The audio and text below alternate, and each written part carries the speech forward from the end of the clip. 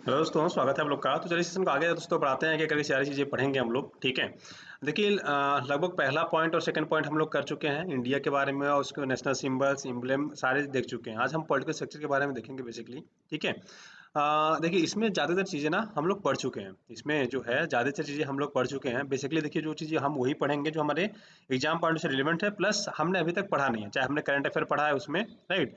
जिन्होंने IAS prelims 2020 current affair लिया होगा उसमें लगभग हमने बहुत सारी चीज़ें ऐसी हैं जो पढ़ चुके हैं। जैसे स्कीम्स वगैरह की बात करें, राइट। तो स्कीम्स वगैरह सारी हम लोग उसमें पढ़ चुके हैं। जैसे अब एनएच की बात करें, नेशनल हाईवेज वगैरह हमने नहीं पढ़े। तो जो जो टॉपिक्स आपको इसमें नहीं पढ़े, जैसे परिवहन के अंदर आ जाता है वो, राइट।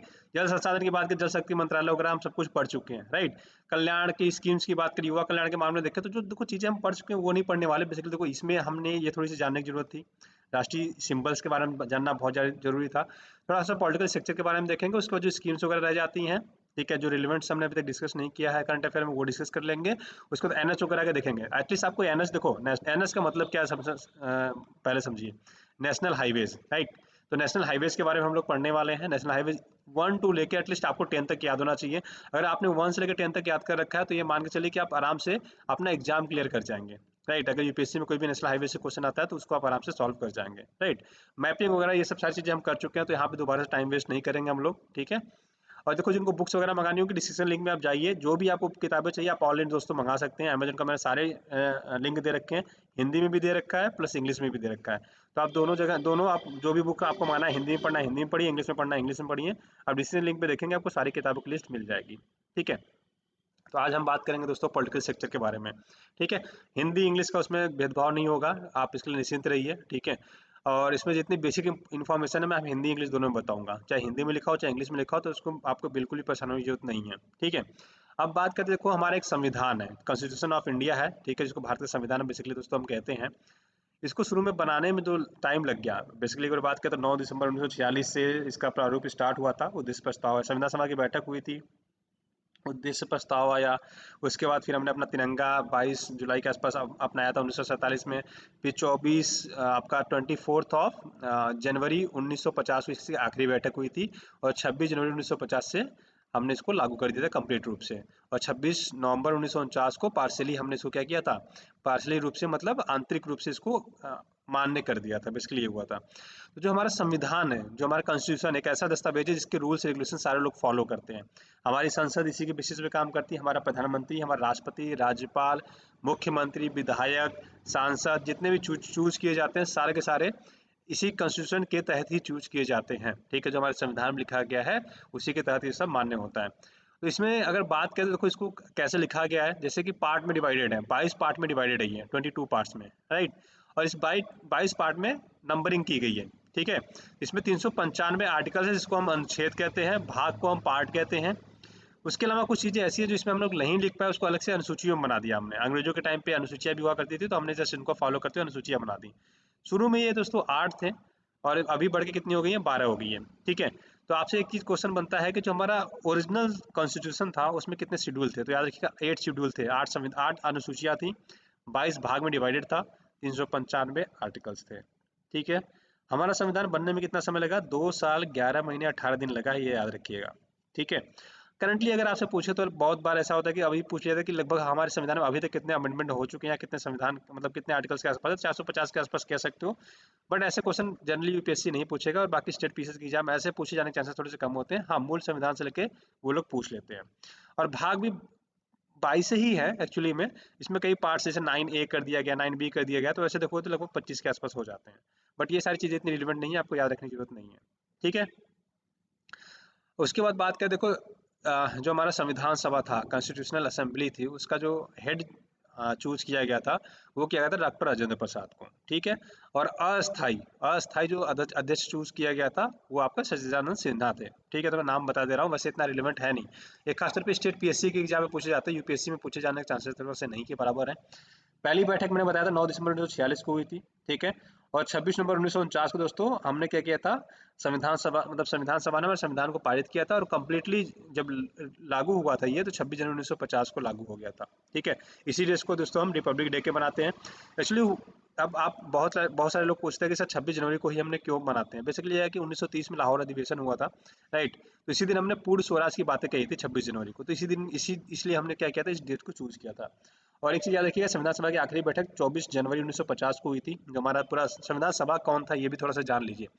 संविधान सभा वो सभा थी दोस्तों जिन्होंने संविधान का निर्माण किया। मतलब ये कि हाउस है, ठीक है, जिसमें जितने मेंबर पूरे बैठे हुए हैं, ठीक है, इन्हीं को हमने टोटल क्या कह दिया था, संविधान सभा कर दिया था, ठीक है। ये लोग संविधान मिलकर बना रहे थे, 60 देशों का संविधान अपने पास रखा था, राइट। तो इन्होंने सोचा कि जो जो अब एक तो ये था कि पहले ही हम लोग खुद एक एक संविधान, एक एक आर्टिकल लिखते चले जाए, राइट। उससे अच्छा क्या था कि सारे देशों के संविधान, 60 देशों के उस समय संविधान बन चुके थे लगभग। तो उनकी 60 देशों की हमने कॉपी रखी, एक एक कॉपी रखा और सबने पढ़ा, जिसमें से जो जो अच्छी चीजें हैं अपने में ऐड कर लो, ज्यादा अच्छा रहेगा, खुद का दिमाग लगाने से ज्यादा अच्छा है। क्यों?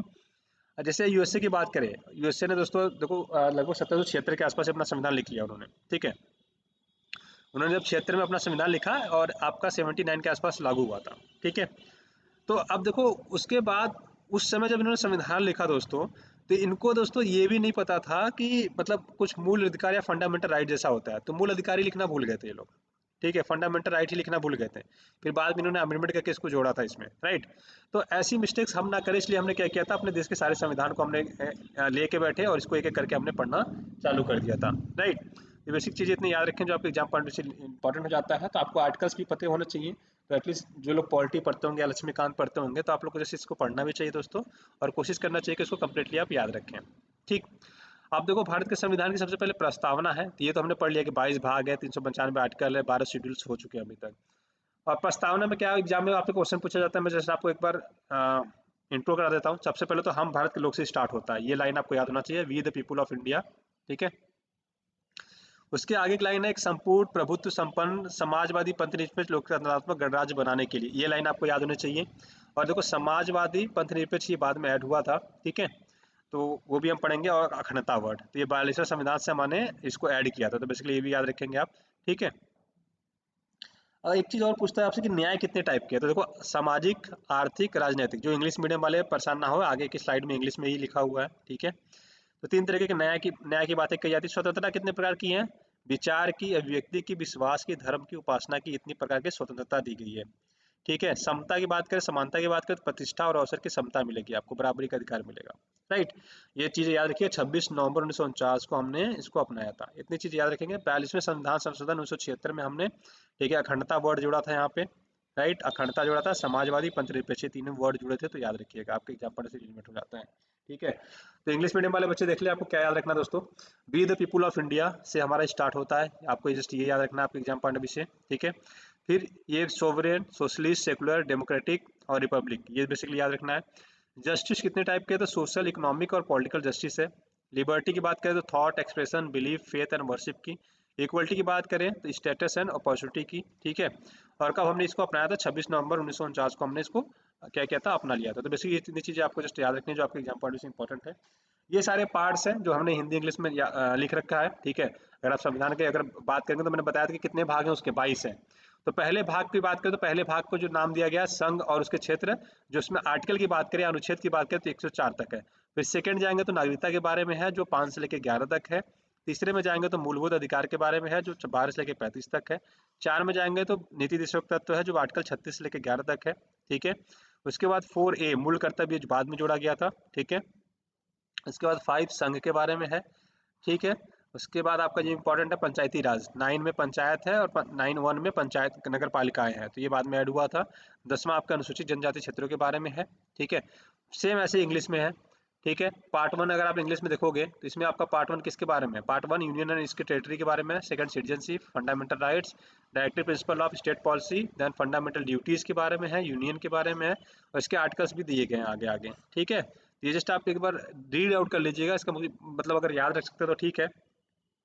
यूपीएससी में देखो क्वेश्चन इससे बनने के चांसेस थोड़े से कम होते हैं, बट जो स्टेट के एग्जाम आप लोग देते हैं उसमें आपसे क्वेश्चन यहाँ पे बन सकते हैं, ठीक है। तो हमने हिंदी इंग्लिश दोनों में इसमें ऐड कर रखा है। टोटल 22 पार्ट है, ठीक है। इमरजेंसी का देखो, यूपीएससी ऐसे डायरेक्टली पूछता नहीं है वैसे तो, ठीक है। अब स्टेट पीएससी कैसे पूछेगा? जैसे आपात उपबंध कौन से भाग में है, आपसे ये पूछ लेगा। इमरजेंसी कौन से पार्ट में है, तो ऐसे आपको पूछ लेगा 18वें पार्ट में किस में है, ठीक है। आर्टिकल कहाँ से कहाँ तक है? आर्टिकल 352 से 360 तक है। तो ऐसे यूपीएससी डायरेक्टली आपसे क्वेश्चन नहीं पूछेगा, स्टेट पीएससी में आपसे डायरेक्टली क्वेश्चन ऐसे पूछा जा सकता है। ठीक है, याद रखिएगा इमरजेंसी प्रोविजन कहाँ है, भाग 18 में है और आपका 352 से लेकर 360 के बीच में है। ठीक है, अनुसूचियों की बात करें दोस्तों, देखो 10 अनुसूची, पहले तो 8 थी, फिर उसके बाद 12 हो गई। तो पहली अनुसूची संग्रह क्षेत्रों के बारे में है। दूसरी अनुसूची दोस्तों वेतन के बारे में है। तीसरी अनुसूची की बात करें, ठीक है, तो शपथ दिलाने के बारे में, राष्ट्रपति शपथ कैसे लेगा, उपराष्ट्रपति कैसे लेगा, न्यायाधीश कैसे शपथ लेंगे, उसके बारे में बातें करता है।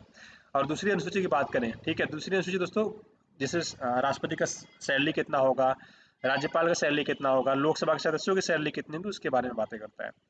चौथी अनुसूची दोस्तों राज्यसभा में सीटें कैसे बांटे जाएंगे उसके बारे में बात करता है। पांचवी अनुसूची अनुसूचित क्षेत्रों, अनुसूचित जनजातियों के बारे में, उनका प्रशासन कैसे किया जाएगा उसके बारे में डिस्कस करते हैं। ठीक है, उसके बाद छठी अनुसूची असम, मेघालय, त्रिपुरा और मिजोरम के जनजातीय क्षेत्रों में कैसे प्रशासन किया जाएगा उसके बारे में है। सातवीं अनुसूची की बात करें, सातवीं अनुसूची दोस्तों बेसिकली क्या है कि सूची के बारे में, संघ सूची के विषय, राज्य सूची के विषय, समवर्ती सूची। मतलब संघ सूची का मतलब बेसिकली क्या है ये समझ लीजिए। संघ सूची का बेसिकली दोस्तों मतलब ये है कि जो केंद्र सरकार है किस किस पे कानून बना सकती है, राइट। राज्य सूची का विषय है कि मतलब राज्य सरकार किस किस पे कानून बना सकती है। जैसे एजुकेशन, स्कूल का मामला है, ठीक है, रेलवे का मामला है तो आपको पता है कि रेलवे आपका किसके अंतर्गत आता है, केंद्र सूची के विषय के अंतर्गत आता है। डाक का मामला हुआ, ठीक है। समवर्ती सूची में से पेट्रोलियम आप बात कर लो, तो पेट्रोलियम पे कौन कौन कानून बना सकता है, देखो स्टेट भी टैक्स लगाता है और सेंटर भी टैक्स लगाता है, तो ऐसे। ठीक है, संघ सूची कुछ विषय ऐसे हैं, कुछ आपका जैसे पुलिस की बात करें तो पुलिस राज्य सूची का विषय हो जाता है, सारे स्टेट के विषय हो जाते हैं, police law and order maintain करना, तो ऐसे ही है। ठीक है, और उसके अलावा आठवीं सूची की बात करें तो भाषाओं के बारे में, नवीं सूची भूमि सुधार के बारे में, 10वीं दल बदल, 11वीं जो बाद में ऐड हुआ था पंचायती राज के बारे में, 12वीं आपका नगर पालिकाओं के बारे में। तो इतने बेसिकली याद रखिएगा जो आपके एग्जाम पॉइंट से इंपॉर्टेंट हो जाता है। इंग्लिश में भी सेम है। 11th अगर फर्स्ट अनुसूची की बात करें, फर्स्ट शेड्यूल की बात करें तो स्टेट एंड टेरिटरीज के बारे में, second salary, third oath, fourth seat in Rajya Sabha, fifth schedule areas and schedule tribe, sixth Assam, Tripura, Meghalaya, Mizoram, right, उनके एडमिनिस्ट्रेशन के लिए बारे में कि जो ट्राइबल्स एरिया है उनको उसमें कैसे हम एडमिनिस्ट्रेट करेंगे, एडमिनिस्ट्रेशन कैसे करेंगे, राइट। सेवन शेड्यूल की बात करें तो उसमें लिस्ट के बारे में बात करते हैं, सेंट्रल लिस्ट, यूनियन लिस्ट जिसको हम बोलते हैं, ठीक है, state list and concurrent list. से 8 की बात करें तो लैंग्वेजेस के बारे में बात करें, 9th जो है आपका लैंड रिफॉर्म्स के बारे में बातें करता है, 10th आपका एंटी डिफेक्शन लॉ के बारे में बात करता है, दल बदल कानून जिसको बोलते हैं, 11th आपका पंचायती राज के बारे में बात करता है, राइट। और उसके बाद आप आगे बढ़ेंगे तो म्यूनसिपैलिटीज के बारे में बात करता है। चलिए आगे बढ़ते हैं। इसके बाद देखो कुछ महत्वपूर्ण आर्टिकल्स तो नहीं है, ये आर्टिकल्स तो है, आर्टिकल याद रखने की जरूरत नहीं है। एज बेस्ट पता होना चाहिए कि राष्ट्रपति बनने के लिए आपको मिनिमम एज कितनी होनी चाहिए, तो याद रखें कितनी होनी चाहिए, 35 होनी चाहिए, राइट। उसके बाद आपका उपराष्ट्रपति बनने के लिए भी 35 होना चाहिए, राज्यपाल बनने के लिए 35 होना चाहिए, लोकसभा के इलेक्शन लड़ने के लिए आपकी एज 25 होनी चाहिए, मतलब प्रधानमंत्री बनने के लिए मिनिमम एज कितनी होनी चाहिए, 25 साल।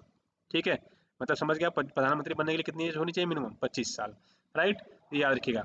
तो अगर राज्यों में आपको इलेक्शन लड़ना है या केंद्र सरकार में इलेक्शन लड़ना है तो मिनिमम एज कितनी होनी चाहिए, 25 साल। राज्यसभा के मेंबर बनना है तो आपको 30 साल की एज चाहिए। ठीक है, और एमएलसी बनना है, जो आपको कई राज्यों में से, हमारे 6 राज्यों में क्या है एमएलसी मतलब विधान परिषद है, तो वहाँ पे आपको मेंबर बनने के लिए 30 साल एज होनी चाहिए। सुप्रीम कोर्ट की जो न्यायाधीश है उनके रिटायरमेंट की एज कितनी होती है, 65 और हाई कोर्ट की 62। ठीक है, और अगर आपको पंचायत का चुनाव लड़ना है, ग्राम प्रधान का लड़ना है, राइट, नगर पालिका का लड़ना है, तो उसके लिए आपकी जो मिनिमम एज होनी चाहिए 21 साल होनी चाहिए। तो आप देख लीजिए अगर 21 साल हो गए तो आप आराम से प्रधान का इलेक्शन लड़ सकते हैं।